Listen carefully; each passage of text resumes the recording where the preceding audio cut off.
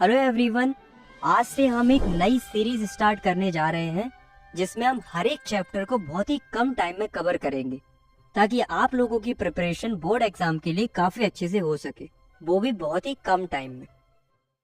तो आज की वीडियो में हम पढ़ने वाले हैं क्लास 10th हिस्ट्री के फर्स्ट चैप्टर को, जिसका नाम है the rise of nationalism in Europe. देखो, हमारे चैप्टर की शुरुआत होती है 1848 से। 1848 में क्या होता है, फ्रेडरिक सोरियो नाम के एक फ्रांस आर्टिस्ट थे। तो उन्होंने क्या किया था, अपनी इमेजिनेशन से 4 पिक्चर्स बनाई थी जिनको बोला गया द पैक्ट बिटवीन नेशंस। जिसमें से ये जो पिक्चर आप देख रहे हो, इस पिक्चर में फ्रेडरिक सोरियो एक डेमोक्रेटिक एंड रिपब्लिक वर्ल्ड की कल्पना कर रहे हैं। देखो, इस पिक्चर को अगर आप ध्यान से देखोगे तो इसमें ये जो स्टैचू है वो है स्टैचू ऑफ लिबर्टी, जो कि आजादी को दर्शा रही है। इस स्टैचू के एक हाथ में टॉर्च है और दूसरे हाथ में ह्यूमन राइट्स का एक चार्टर है। और स्टैचू के सामने यानी कि जमीन पर मोनार्की सिस्टम या एब्सोल्यूट इंस्टीट्यूशंस बिखरे पड़े हुए हैं। मतलब जो राजाशाही चीजें थी, जैसे कि राजाओं के मुकुट, सिंहासन, उनके कपड़े, ये सब जमीन पर बिखरे पड़े हुए हैं। इसमें जो फ्रेडरिक सोरियो है वो लोगों को ये बताना चाह रहे हैं कि जो ये लंबी लाइन में अलग अलग नेशंस के लोग आ रहे हैं वो कैसे मोनार्की सिस्टम को डिस्ट्रॉय करते जा रहे हैं और स्टैचू ऑफ लिबर्टी यानी कि आजादी की तरफ बढ़ते जा रहे हैं। ये सब देखकर उनके जो गॉड है वो बहुत खुश हो रहे हैं और उन्हें ब्लेसिंग्स दे रहे हैं। तो ये तो केवल फ्रेडरिक सोरियो की कल्पना थी, लेकिन इस चैप्टर में हम वास्तव में जानेंगे कि कैसे यूरोप में अलग अलग जगहों पर लिबर्टी के लिए स्ट्रगल हुआ। साथ में हम ये भी जानेंगे कि यूरोप में नेशनलिज्म कैसे फैला, क्या क्या चेंजेस देखने को मिले, कैसे लोगों ने नेशनलिज्म के लिए स्ट्रगल किया, कैसे डायनेस्टिक रूल खत्म हुआ और कैसे नेशन स्टेट्स का एग्जिस्टेंस हुआ। तो चलिए स्टार्ट करते हैं।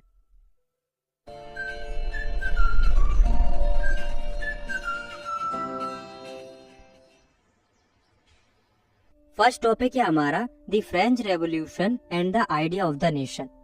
दोस्तों, जब 1789 में फ्रांस रेवोल्यूशन हुआ तो उसका इम्पैक्ट केवल फ्रांस के ऊपर नहीं पड़ा, बल्कि उसका इम्पैक्ट पूरे के पूरे यूरोप पर पड़ा। क्योंकि 1789 से पहले फ्रांस में मोनार्की थी, मतलब किंग रूल करता था। जनता के पास बिल्कुल भी पावर नहीं थी, राजा जो चाहता था फ्रांस के अंदर वही होता था। लेकिन 1789 में जब फ्रांस रेवोल्यूशन हुआ तो फ्रांस सोसाइटी में कई सारे चेंजेस आते हैं। जैसे कि पावर जो थी वो मोनार्की से हटकर फ्रांस के कॉमन सिटीजन्स के पास पहुंच जाती है। कई ऐसे आइडियाज इंट्रोड्यूस किए जाते हैं ताकि लोगों में यूनिटी बनी रहे, जैसे कि ले पात्रे, ले शिट्योन, ताकि फ्रांस में सभी लोगों को समान नजर से देखा जा सके। थर्ड चेंज था, फ्रांस के पुराने फ्लैग को हटाकर एक नया फ्लैग इंट्रोड्यूस किया जाता है जिसमें 3 कलर थे। साथ में फ्रांस लैंग्वेज को नेशनल लैंग्वेज डिक्लेयर कर दिया जाता है। एक नया नेशनल एंथम कंपोज किया जाता है, अलग अलग देशभक्ति के गीत कंपोज किए जाते हैं। 6th चेंज था, स्टेट जनरल को हटाकर नेशनल असेंबली सेटअप की जाती है। साथ में जो इंटरनल कस्टम ड्यूटीज और ड्यू पे करने पड़ते थे लोगों को, उनको हटा दिया जाता है। तो ये कुछ मेजर चेंजेस थे जो कि फ्रांस में किए गए थे ड्यूरिंग द फ्रांस रेवोल्यूशन। कहने का मतलब ये है कि फ्रेंच रेवोल्यूशन के बाद फ्रांस में डेमोक्रेसी आ गई थी। अब लोग इस बात से काफी ज्यादा खुश थे कि डेमोक्रेसी आ गई, लेकिन डेमोक्रेसी का मजा फ्रांस में ज्यादा टाइम तक नहीं रहता है। 1799 में एक ऐसे व्यक्ति की एंट्री होती है जो कि फ्रांस से डेमोक्रेसी को हटा देता है और सारी पावर अपने हाथ में ले लेता है। उस व्यक्ति का नाम था नेपोलियन बोनापार्ट। 1804 में नेपोलियन अपने आप को फ्रांस का एम्परर डिक्लेयर कर देता है और एक सिविल कोड लेकर आता है जिसके तहत वो फ्रांस में कई सारे चेंजेस करता है। इस सिविल कोड ऑफ 1804 को नेपोलियनिक कोड भी बोला जाता है। तो इस कोड के तहत नेपोलियन कई सारे चेंजेस करता है, जैसे कि वो इक्वालिटी बिफोर लॉ एस्टेब्लिश करता है, मतलब कानून की नजर में सब बराबर हैं। सेकंड, वो राइट टू प्रॉपर्टी लेकर आता है। वो फ्यूडल सिस्टम को खत्म कर देता है, ट्रांसपोर्ट एंड कम्युनिकेशन सिस्टम को इम्प्रूव करता है, वेट एंड मेजरमेंट को स्टैंडर्डाइज कर देता है। साथ में एक कॉमन करेंसी लेकर आता है और गिल्ड रिस्ट्रिक्शंस को भी हटा देता है। तो ये जो इतने सारे चेंजेस किए नेपोलियन ने, ये सब देखकर लोगों को लगा कि यार नेपोलियन तो अच्छा आदमी है। तो लोग नेपोलियन से काफी ज्यादा खुश हो रहे थे। ऊपर से नेपोलियन जहाँ जहाँ भी जाता था वहां से वो मोनार्की खत्म करता जाता था। ये सब देखकर लोग और ज्यादा खुश हो रहे थे। शुरू में तो लोग नेपोलियन को हार्बिंगर ऑफ लिबर्टी समझने लगे थे, मतलब लोग समझ रहे थे कि नेपोलियन ही लिबर्टी लेकर आएगा, लेकिन ऐसा ज्यादा टाइम तक नहीं चलता है। लोगों को धीरे धीरे समझ में आने लगा था कि नेपोलियन उन्हें लिबर्टी दिलाने के लिए नहीं आया है, बल्कि वो खुद का डोमिनेशन बढ़ाने के लिए आया है।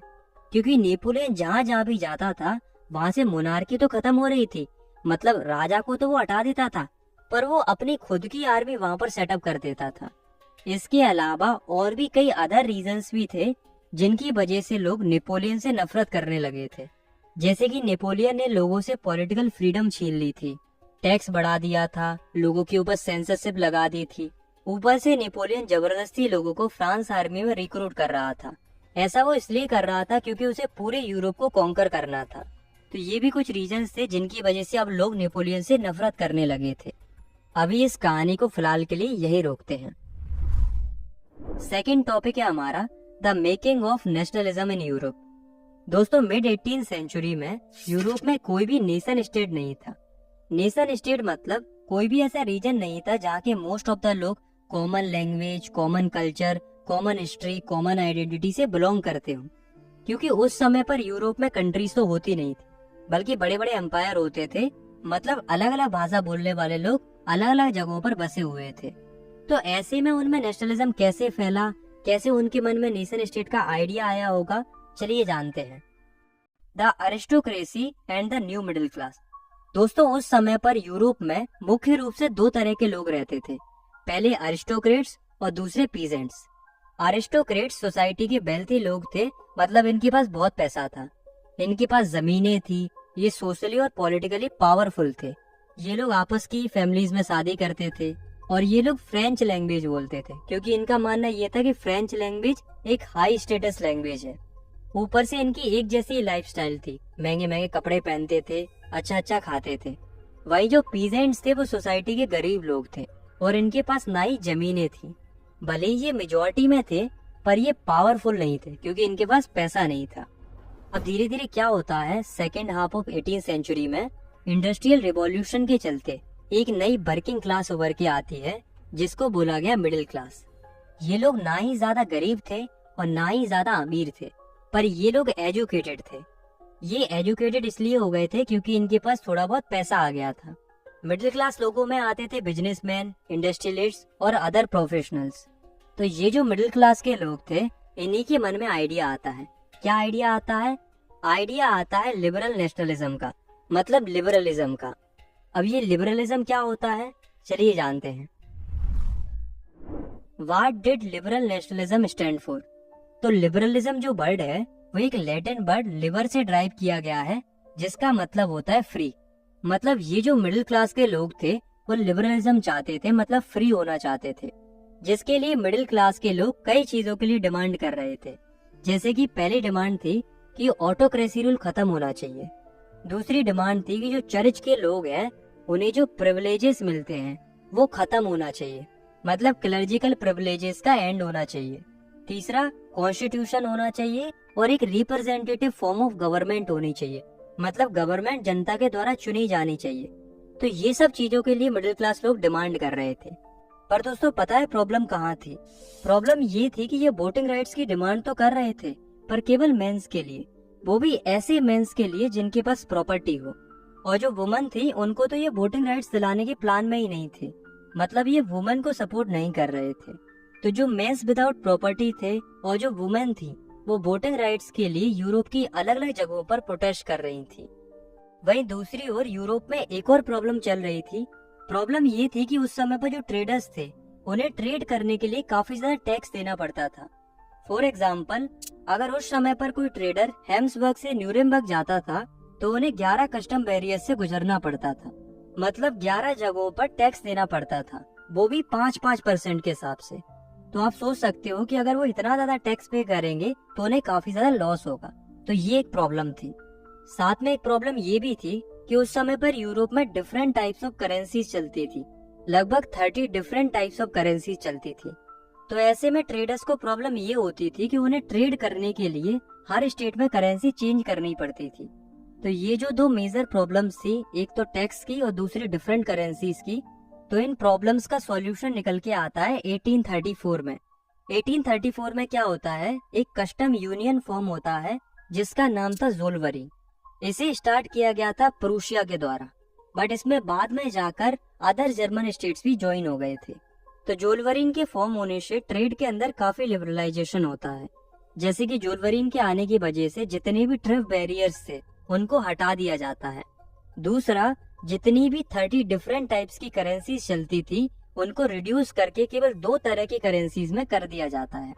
तीसरा, रेलवे नेटवर्क को भी प्रमोट किया जाता है ताकि ट्रेड और भी आसानी से हो सके। तो ज़ोल्वरीन के फॉर्म होने की वजह से यूरोप में काफी इकोनॉमिक लिबरलाइजेशन होता है, मतलब ट्रेड रिस्ट्रिक्शंस पूरी तरीके से हट गए थे। A new conservatism after 1815। अब हम अपनी कहानी में वहीं वापस चलते हैं जहां हमने छोड़ा था। हमने देखा था कि नेपोलियन ने 1799 में रूल करना स्टार्ट किया था और उसका रूल 1815 तक चलता है। तो अब क्वेश्चन ये अराइज होता है कि 1815 में ऐसा क्या होता है कि नेपोलियन का रूल खत्म हो जाता है। तो होता क्या है, 1815 में एक फाइट होती है जिसको बैटल ऑफ वाटरलू बोला जाता है। इस फाइट में एक तरफ नेपोलियन था और दूसरी तरफ थे कई बड़े बड़े नेशंस जैसे कि प्रूशिया, ऑस्ट्रिया, ब्रिटेन, रशिया। तो इस फाइट का रिजल्ट ये आता है कि नेपोलियन इस वाटरलू की लड़ाई को हार जाता है। नेपोलियन की हार के बाद जो जीते हुए नेशंस थे वो पता है कौन थे? वो कंजर्वेटिव लोग थे। कंजर्वेटिव मतलब ये ऐसे लोग थे जिन्हें सोसाइटी में चेंजेस पसंद नहीं थे। मतलब ये नहीं चाहते थे कि मोनार्की या ऑटोक्रेसी रूल खत्म हो। ये लोग चाहते थे कि यूरोप में फिर से मोनार्की आ जाए। इसीलिए ये लोग क्या करते हैं, कंजर्वेटिज्म लाते हैं। कंजर्वेटिज्म मतलब जो कुछ भी नेपोलियन ने किया था, जो भी चेंजेस किए थे यूरोप में, उन्हें हटाकर पहले जैसा कर देते हैं। मतलब नेपोलियन के चेंजेस को अंडो कर देते हैं।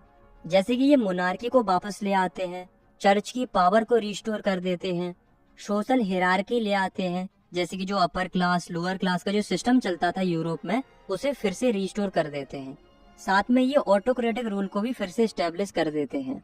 ऊपर से ये लोग सेंसरशिप भी लगा देते हैं, मतलब कोई भी इनके अगेंस्ट में ना ही लिख सकता था और ना ही छाप सकता था। इन सब के अलावा ये चारों नेशन एक ट्रीटी भी साइन करते हैं जो कि थी ट्रीटी ऑफ वेना। ये ट्रीटी 1815 में साइन की गई थी। इस ट्रीटी को लीड कर रहे थे ऑस्ट्रियन चांसलर डुइक मेटरनिच। इस व्यक्ति को थोड़ा याद रखना क्योंकि ये आगे भी आएगा। इस ट्रीटी के तहत यूरोप में कई सारे चेंजेस किए जाते हैं, जैसे कि फ्रांस में बर्बन डायनेस्टी को फिर से रिस्टोर कर दिया जाता है। दूसरा, फ्रांस के बॉर्डर पर कई सारे स्टेट्स बनाए जाते हैं ताकि फ्रांस का एक्सपेंशन ना हो सके। तीसरा, प्रूशिया को कई सारी इंपोर्टेंट टेरिटरीज दे दी जाती हैं ऑन इट्स वेस्टर्न बॉर्डर। चौथा, ऑस्ट्रिया को नॉर्थ इटली के ऊपर कंट्रोल मिल जाता है। पांचवा, रशिया को पोलैंड पर कंट्रोल मिल जाता है। कहने का मतलब ये है कि इस ट्रीटी के साइन होने के बाद जो कंजर्वेटिव लोग थे वो पूरी तरीके से पावर में आ गए थे। वैसे तो इन्होंने नेपोलियन के हर चेंज को चेंज कर दिया था, लेकिन एक चीज थी जो कि इन्होंने अनटच्ड रहने दी, जो कि थी कि नेपोलियन ने कॉन्फेडरेशन बनाई थी 39 स्टेट्स की, उसे इन्होंने अनटच्ड रहने दिया, बाकी इन्होंने सब चेंज कर दिया था। The revolutionaries. अब दोस्तों इस कंजर्वेटिज्म से कई सारे लिबरल नेशनलिज्म लोग खुश नहीं थे, इसलिए जितने भी लिबरल नेशनलिज्म लोग थे वो अंडरग्राउंड हो गए थे ताकि वो सीक्रेटली चोरी छिपे इस कंजर्वेटिज्म के अगेंस्ट में लड़ सके। इसके लिए इन्होंने कई सारे सीक्रेट ग्रुप्स बनाना शुरू कर दिया था। सीक्रेट ग्रुप्स बनाना इसलिए शुरू कर दिया था क्योंकि ये ओपनली कुछ नहीं कर सकते थे, क्योंकि उस समय पर पूरी पावर कंजर्वेटिव लोगों के पास थी। तो इन सीक्रेट ग्रुप्स बनाने के पीछे मेन इंटेंशन यूरोप में से मोनार्की को अपोज करना और ऑटोक्रेटिक रूल को खत्म करना था। मतलब ये लिबर्टी और फ्रीडम चाहते थे। तो यूरोप में कई सीक्रेट सोसाइटीज बनती हैं। ऐसे ही एक व्यक्ति थे जिनका नाम था गुस्सीपी मजीनी, जो कि एक इटालियन रेवोल्यूशनरी थे। इनका जन्म 1807 में गेनियो में हुआ था। इन्होंने भी 2 अंडरग्राउंड सोसाइटीज बनाई थी। पहली थी यंग इटली इन मर्सेलिस और दूसरी थी यंग यूरोप इन बर्ने। आपको पता है दोस्तों, जो गुस्सीपी मजीनी थे वो सच में इतने बड़े रेवोल्यूशनरी थे कि इनसे वास्तव में जो सो कॉल्ड कंजर्वेटिव नेशंस थे वो इनसे डरते थे। जब ये 24 साल के थे तब इन्हें जेल में भी डाला गया था इन्हीं रेवोल्यूशनरी एक्टिविटीज की वजह से। जहाँ तक कि डुइक मेटरनिच ने तो उन्हें डिस्क्राइब करते हुए ये तक कह दिया था कि जो गुस्सीपी मजीनी है वो हमारे सोशल ऑर्डर के लिए एक मोस्ट डेंजरस एनिमी है। मतलब गुस्सीपी भी लाइक ये डर हमें अच्छा लगा। थर्ड टॉपिक है हमारा the age of revolutions 1830 to 1848। अब आप जरा खुद सोचो कि अगर इतनी सारी सीक्रेट सोसाइटीज बनेंगी तो वो कभी ना कभी बाहर आएंगी, और अगर बाहर आएंगी तो रिवॉल्यूशन भी होगा। तो 1830 से लेकर 1848 का जो पीरियड है उसमें कई सारे रिवॉल्यूशन होते हैं, इसलिए इस पीरियड को एज ऑफ रिवॉल्यूशन बोला जाता है। तो इसमें हमें 3 रिवॉल्यूशन देखने हैं। पहला जो कि फ्रांस में हुआ था, दूसरा बेल्जियम में हुआ था, और तीसरा जो ग्रीस में हुआ था। सबसे पहले हम देखते हैं फ्रांस के रेवोल्यूशन को। इस रेवोल्यूशन को जुलाई रेवोल्यूशन भी बोला जाता है क्योंकि ये जुलाई 1830 में शुरू हुआ था। तो इस रेवोल्यूशन का रिजल्ट ये आता है कि जो बर्बन डायनेस्टी जिसे कंजर्वेटिव्स के द्वारा 1815 में रिस्टोर किया गया था, उसे अब लिबरल रेवोल्यूशनरीज के द्वारा फिर से हटा दिया जाता है। साथ में फ्रांस में कॉन्स्टिट्यूशनल मोनार्की सेटअप की जाती है, मतलब राजा तो रहेगा लेकिन राजा कॉन्स्टिट्यूशन के हिसाब से काम करेगा। तो जो लुइस फिलिपी था उसे एक कॉन्स्टिट्यूशनल मोनार्क बना दिया जाता है, मतलब वो काम अपनी मर्जी से नहीं बल्कि कॉन्स्टिट्यूशन के हिसाब से करेगा। तो ये था जुलाई रेवोल्यूशन इन फ्रांस। अब ड्यूक मेटरनिच फिर से बोल पड़ता है। वो एक बात बोलता है कि when France sneezes the rest of Europe catches cold, मतलब वो ये कहता है कि अगर फ्रांस छींक भी देता है ना तो पूरे के पूरे यूरोप को जुकाम हो जाता है। ऐसा कहने के पीछे उसके इंटेंशन ये थे, वो ये बताना चाह रहा था कि अगर फ्रांस रेवोल्यूशन कर देता है ना तो पूरे के पूरे यूरोप में रेवोल्यूशन की लहर आ जाती है। और ऐसा था भी, उसका ये कहना गलत नहीं था, क्योंकि जब फ्रांस में ये रेवोल्यूशन हुआ तो उसे देखकर जो बेल्जियम था उसमें भी रेवोल्यूशन की लहर आ जाती है। तो चलिए अब हम बेल्जियम का केस देखते हैं। इसे आप एनिमेशन समझो, जैसे जो बेल्जियम था वो उस समय पर यूनाइटेड किंगडम ऑफ नीदरलैंड के कंट्रोल में आता था, मतलब उसका ही पार्ट था। और उस समय पर यूनाइटेड किंगडम ऑफ नीदरलैंड में मोनार्की रूल था, इसलिए बेल्जियम भी इससे अलग होना चाहता था। इसीलिए जब फ्रांस में जुलाई रेवोल्यूशन हुआ तो फ्रांस को देखकर बेल्जियम में भी रेवोल्यूशन हुआ, और इसका रिजल्ट ये हुआ कि बेल्जियम अपने आप को अलग कर लेता है यूनाइटेड किंगडम ऑफ नीदरलैंड से, मतलब वो अब आजाद हो जाता है। अब हम ग्रीक वॉर ऑफ इंडिपेंडेंस देखते हैं, मतलब अब हम ग्रीस के रेवोल्यूशन को देखते हैं। तो ग्रीस उस समय पर ऑटोमन एम्पायर का पार्ट था। तो जो ग्रीक लोग थे वो फ्रीडम चाह रहे थे, मतलब वो भी अपना एक अलग से नेशन स्टेट बनाना चाह रहे थे, जिसके लिए इन्होंने 1821 से ही इंडिपेंडेंस के लिए स्ट्रगल करना शुरू कर दिया था। पर दोस्तों ग्रीस के नेशनलिस्ट अकेले इस लड़ाई को नहीं लड़ रहे थे, बल्कि इनको कई वेस्ट यूरोपियन लोगों का सपोर्ट मिलता है, क्योंकि उनको भी ऐसा फील होता था कि ग्रीस को इंडिपेंडेंस मिलना चाहिए। साथ में कई सारे पोएट्स और आर्टिस्ट भी अपनी राइटिंग्स और पेंटिंग्स की मदद से लोगों को प्रेरित कर रहे थे स्ट्रगल करने के लिए। इन सब के कई सालों के स्ट्रगल के बाद फाइनली 1832 में एक ट्रीटी साइन होती है जिसका नाम था ट्रीटी ऑफ कॉन्स्टेंटिनोपल। इस ट्रीटी के साइन होने के बाद ग्रीस एक इंडिपेंडेंट नेशन बन जाता है। यहाँ से वॉर तो खत्म हो गई थी, लेकिन दोस्तों आपको पता है इस वॉर में ही एक व्यक्ति थे जिनका नाम था लॉर्ड बायरन। ये एक इंग्लिश पोएट थे, फिर भी ये ग्रीक वॉर ऑफ इंडिपेंडेंस लड़ रहे थे। ऐसा इसलिए क्योंकि इनके ग्रीक कल्चर के साथ काफी ज्यादा सेंटिमेंट्स जुड़े हुए थे, इसलिए ये भी इन्हें सपोर्ट कर रहे थे। इन्होंने कई सारे फंड्स ऑर्गेनाइज किए थे, साथ में ये वॉर लड़ने भी गए थे। पर अफसोस 1824 में ही एक फीवर के चलते बीच में ही इनकी डेथ हो जाती है, पर इस वॉर में इनका कंट्रीब्यूशन याद रखा जाएगा। The romantic imagination and the national feelings. अब आप लोग ये रोमांटिक वर्ड सुनकर दिल में बनाने मतलब जाने, इसका मतलब यहाँ अलग चीज के लिए है। चलो समझाता हूँ।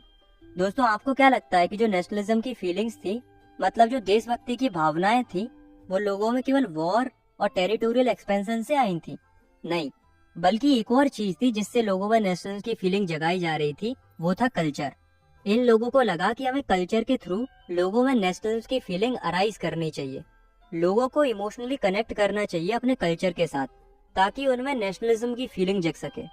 इसीलिए स्टार्ट हुआ रोमांटिसिज्म। रोमांटिसिज्म का मतलब होता है a cultural movement to develop a particular form of national sentiments, मतलब कोई भी ऐसा कल्चरल मूवमेंट जिसकी वजह से लोगों में अपने नेशन के प्रति प्यार पैदा हो, सेंटिमेंट्स जागरूक हो, इसी को रोमांटिसिज्म बोला जाता है। तो ऐसे कई सारे आर्टिस्ट थे जो रोमांटिसिज्म फैला रहे थे अपनी आर्ट्स, पोएट्रीज, स्टोरीज और म्यूजिक्स की मदद से। ऐसे ही एक रोमांटिक जर्मन फिलोसोफर थे जॉन गॉटफ्राइड। उन्होंने भी इसी कल्चर के ऊपर दो बहुत ही प्यारी बातें कही थी। पहली कि अगर आपको जानना है कि किसी नेशन का कल्चर कैसा है तो वो राजा महाराजाओं के महलों में पता नहीं चलेगा, बल्कि वो आम लोगों के बीच में रहकर पता चलेगा कि वहाँ का कल्चर कैसा है। क्योंकि वो जर्मन फिलोसोफर थे, इसीलिए उन्होंने ये बात जर्मन कल्चर के कंटेक्स्ट में कही थी। दूसरी बात, वो कहते हैं कि जो फोक सॉन्ग्स होते हैं, फोक पोट्रीज होती हैं और जो फोक डांसेस होते हैं, ये सब ट्रू स्पिरिट होते हैं नेशन के। इसीलिए उनका मानना ये था कि अगर नेशन बिल्डिंग करनी है तो लोगों को उनके फोक कल्चर से जोड़ना होगा। आया समझ में? अब दोस्तों, ऐसा नहीं है कि लोगों में नेशनलिज्म की फीलिंग केवल कल्चर से ही जग रही थी, बल्कि लैंग्वेज ने भी काफी इम्पोर्टेंट रोल प्ले किया नेशनलिस्ट सेंटीमेंट्स को जगाने के लिए। चलो इसका एक एग्जांपल देता हूँ, जिससे आपको पता चलेगा कि कैसे लोगों में लैंग्वेज की वजह से नेशनल सेंटीमेंट्स आ गए। तो क्या हुआ था, एंड ऑफ 18th सेंचुरी में पोलैंड का मेजर हिस्सा रशियंस के कंट्रोल में आ गया था। अब देखो सीन क्या था, पोलैंड के लोग पोलिश भाषा बोलते थे, रशियन लोग रशियन भाषा बोलते थे। अब चूंकि जो पोलैंड का पार्ट था वो रशिया के ऑक्यूपेशन में था, तो उन्होंने क्या किया, पोलिश लैंग्वेज को स्कूलों से हटा दिया और सब जगह पर जबरदस्ती रशियन लैंग्वेज को इम्पोज करना शुरू कर दिया। पर पोलैंड के लोग अपनी पोलिश लैंग्वेज को छोड़ना नहीं चाह रहे थे, क्योंकि उनकी लैंग्वेज के साथ सेंटीमेंट्स जुड़े हुए थे। इसके लिए वो रशियन रूल के अगेंस्ट में 1831 में लड़ाई भी करते हैं, लेकिन अफसोस उन्हें दबा दिया जाता है क्योंकि रशियन रूल उस समय काफी स्ट्रॉन्ग था। पर बात ये नहीं थी कि रिजल्ट क्या हुआ, बात तो ये थी कि कैसे एक लैंग्वेज भी लोगों में नेशनलिस्ट सेंटीमेंट्स को जगा सकती है।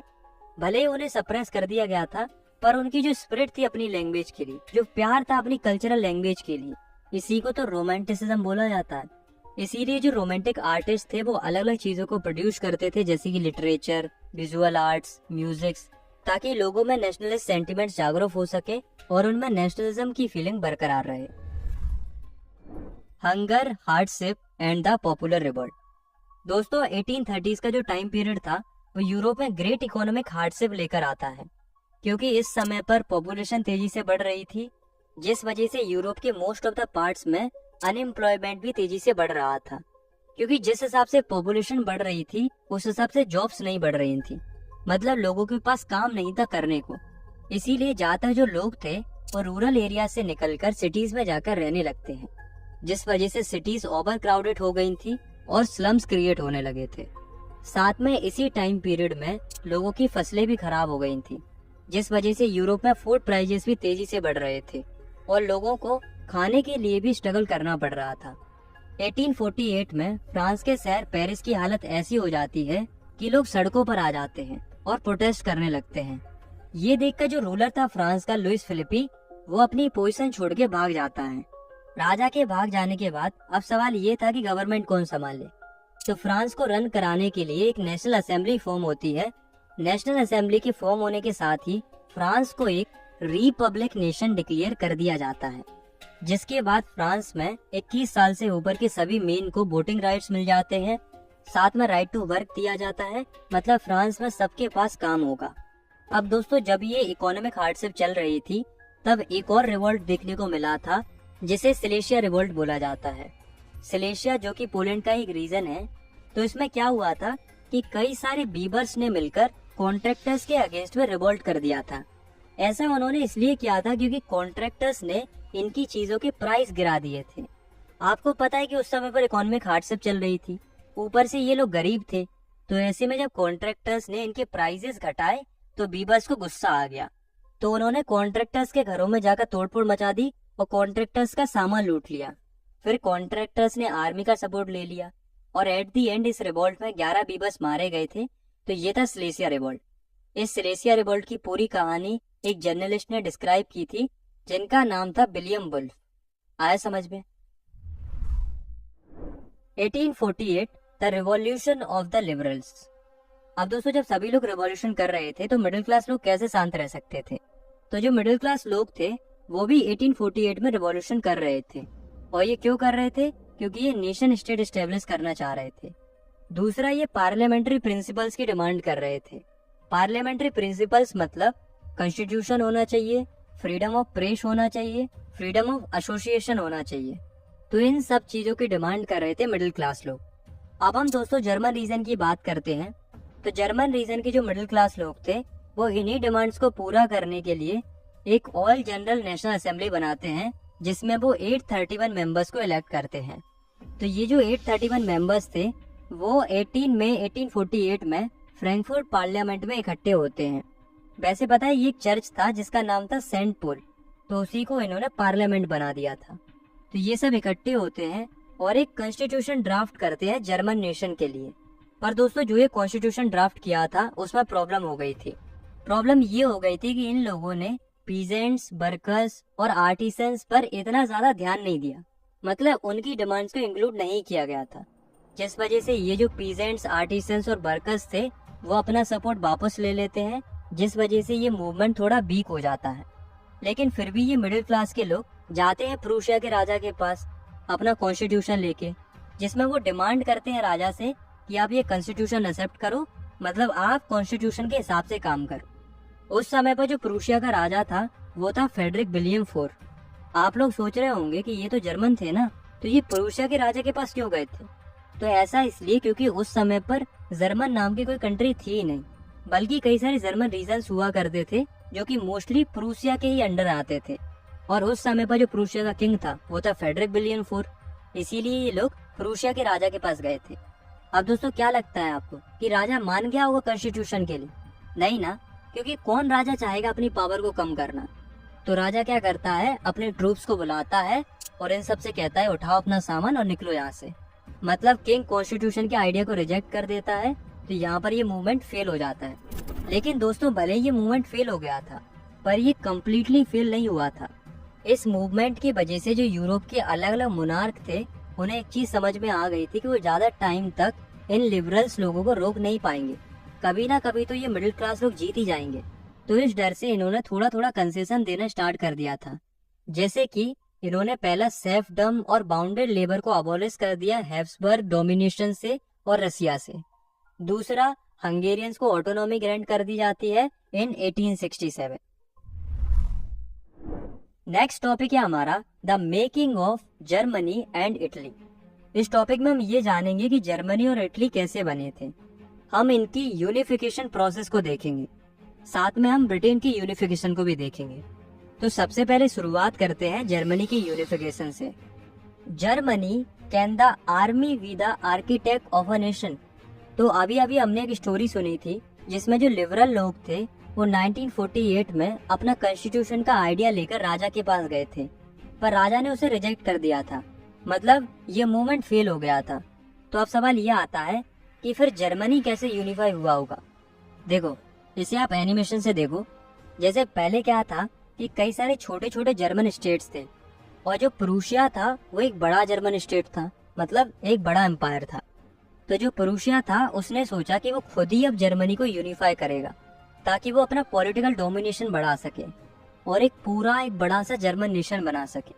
इस समय पर जो प्रूशिया का राजा था वो था विलियम फर्स्ट। अब आप लोग कहोगे कि राजा तो विलियम फोर था, तो विलियम फर्स्ट कैसे राजा बन गया? तो ऐसा इसलिए क्योंकि विलियम फोर की बीच में ही डेथ हो गई थी, फिर उसके बाद विलियम फर्स्ट को राजा बनाया गया था। अब ये जो नया राजा था प्रूशिया का, विलियम फर्स्ट, वो थोड़ा समझदार था।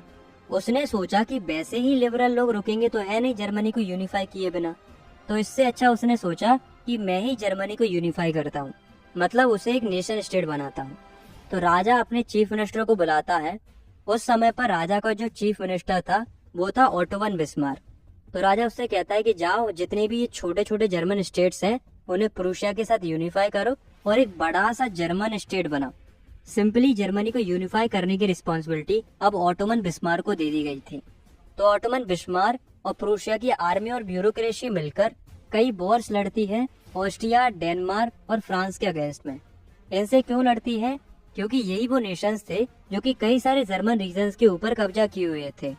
इसीलिए इन तीनों के अगेंस्ट में ये वॉर्स लगभग 7 सालों तक चलते हैं।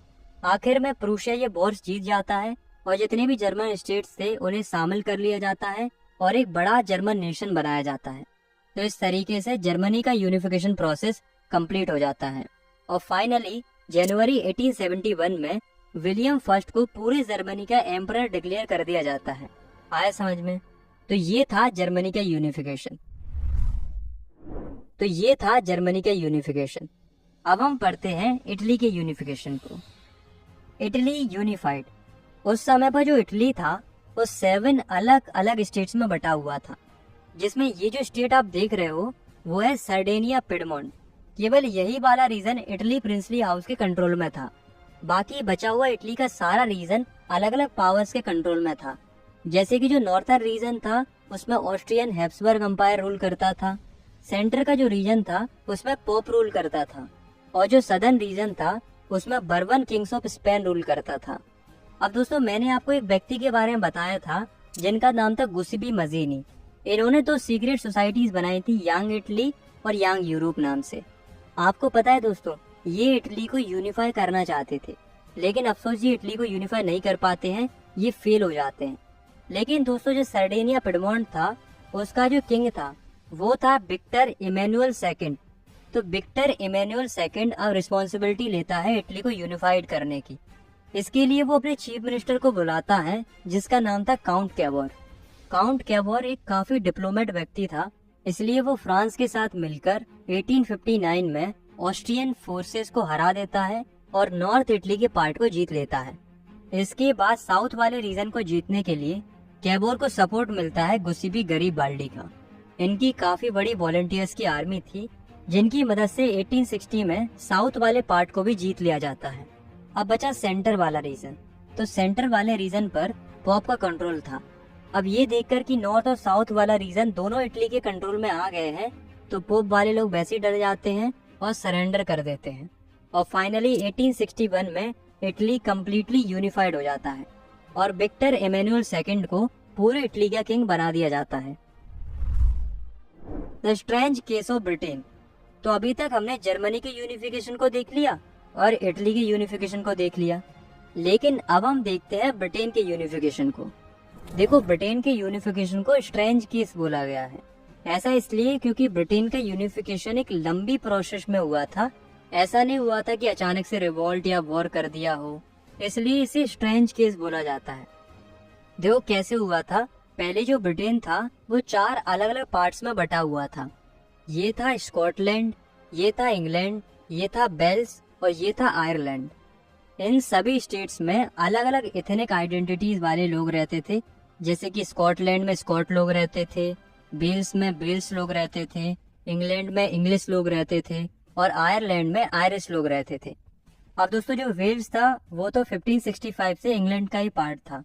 इंग्लैंड में पहले पावर मोनार्की के पास थी, लेकिन 1688 में मोनार्की की पावर को सीज कर दिया जाता है और सारी पावर इंग्लिश पार्लियामेंट के पास आ जाती है।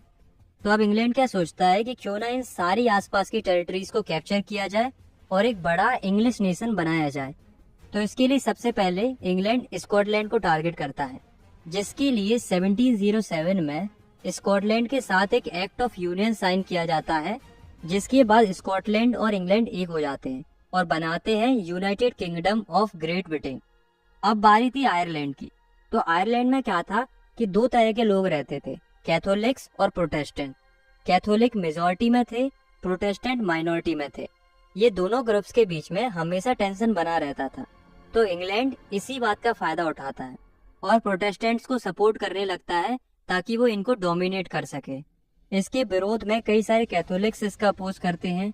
इनफैक्ट एक व्यक्ति थे जिनका नाम था वोल्फ टॉन। इन्होंने 1778 में इसके अगेंस्ट में रिवोल्ट भी किया था, पर इन्हें दबा दिया गया था। और फाइनली 1801 में आयरलैंड को भी फोर्सफुली ब्रिटेन के कंट्रोल में ले लिया जाता है।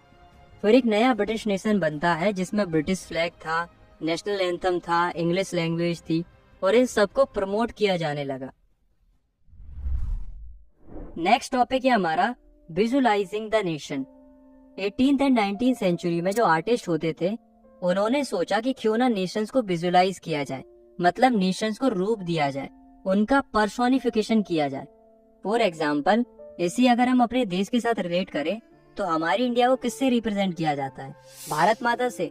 और क्यों किया जाता है? ताकि हम जब भी भारत माता को देखें तो हमारे अंदर नेशनल सेंटीमेंट्स जागे, मतलब देशभक्ति की भावना पैदा हो और हम सबको ये लगे कि हम सब एक हैं और भारत माता हम सबकी माता है। ठीक इसी तरीके से जो यूरोप के अलग अलग आर्टिस्ट थे उन्होंने भी अपने अपने नेशंस को रूप देना स्टार्ट कर दिया, अलग अलग फीमेल फिगर्स के थ्रू, जिन्हें एलोगोरीज बोला जाता है, ताकि लोगों में नेशनलिज्म की फीलिंग्स जागे जब भी वो इन एलोगोरीज को देखें। जैसे कि फ्रांस की एलोगोरी बनाई गई थी मेरियन और जर्मनी की एलोगोरी बनाई गई थी जर्मेनिया। तो इस तरीके से नेशंस को विजुअलाइज किया गया था। लास्ट टॉपिक है हमारा नेशनलिज्म एंड इंपीरियलिज्म। दोस्तों 19वीं सेंचुरी के एंड तक जो नेशनलिज्म की फीलिंग थी वो इंपीरियलिज्म में कन्वर्ट होने लगती है। इंपीरियलिज्म का मतलब होता है एक ऐसी सिचुएशन जिसमें एक बड़ा नेशन छोटे छोटे नेशंस को कैप्चर करने लगता है ताकि वो अपनी टेरिटरीज को एक्सपेंड कर सके और अपनी पावर को बढ़ा सके। इसी को बोला जाता है इंपीरियलिज्म। तो इसी इंपीरियलिज्म के ऊपर एक केस स्टडी है जो कि है बाल्कान्स रीजन की, जहां हमें इंपीरियलिज्म देखने को मिला था। तो होता क्या है, बाल्कान्स एक जगह थी यूरोप के अंदर जो कि ऑटोमन एम्पायर के अंदर आती थी। बाल्कान्स रीजन्स के अंदर कई सारे स्टेट्स आते थे जैसे कि Romania, Bulgaria, Albania, Greece etcetera. तो क्या हुआ, जो ऑटोमन एम्पायर था वो धीरे धीरे कमजोर होने लगा था, मतलब उसका डिसइंटीग्रेशन हो रहा था, जिस वजह से जो बाल्कान्स रीजन्स के स्टेट थे वो अपने आप को इंडिपेंडेंट करने लगे, मतलब अपने अपने अलग अलग नेशंस बनाने लगे। पर दोस्तों ये सारे नेशंस आपस में जलते थे, जिस वजह से हर एक नेशन यही चाह रहा था कि उसका पॉलिटिकल डोमिनेशन कैसे ही ना कैसे सबसे बड़ा हो, जिसके चलते ये सभी छोटे छोटे नेशंस आपस में लड़ने लगते हैं ताकि वो ज्यादा से ज्यादा टेरिटरीज को कैप्चर कर पाए। इन सबको देखकर कई बड़े बड़े नेशंस जैसे कि रसिया, फ्रांस, जर्मनी, ब्रिटेन, ये सब भी इस लड़ाई में शामिल हो जाते हैं और फिर देखने को मिलता है फर्स्ट वर्ल्ड वॉर। बाद में इस वॉर के खत्म होने के बाद कई सारे एंटी इंपीरियल मूवमेंट भी चलाए जाते हैं, क्योंकि एट द एंड सबको समझ में आ जाता है कि नेशनलिज्म तो अच्छा है, पर जब ये नेशनलिज्म इंपीरियलिज्म में बदल जाता है तो वो किसी भी कंट्री के लिए अच्छा नहीं होता, क्योंकि इंपीरियलिज्म के चलते वर्ल्ड वॉर फर्स्ट देखने को मिला जो कि बहुत बड़ा डिजास्टर था। बाद में जाकर धीरे धीरे लोगों में नेशनलिज्म की फीलिंग फिर से जागती है, क्योंकि जिन कंट्रीज के ऊपर कब्जा किया गया था अब उनको आजादी चाहिए थी। तो आज के लिए इस वीडियो में केवल इतना ही। मिलते हैं इस सीरीज की नेक्स्ट वीडियो में। आप चाहे तो इस वीडियो को लाइक कर सकते हो और इस चैनल को भी सब्सक्राइब कर सकते हो ताकि आपसे इस सीरीज की कोई भी वीडियो मिस ना हो। तब तक के लिए टेक केयर, बाय बाय।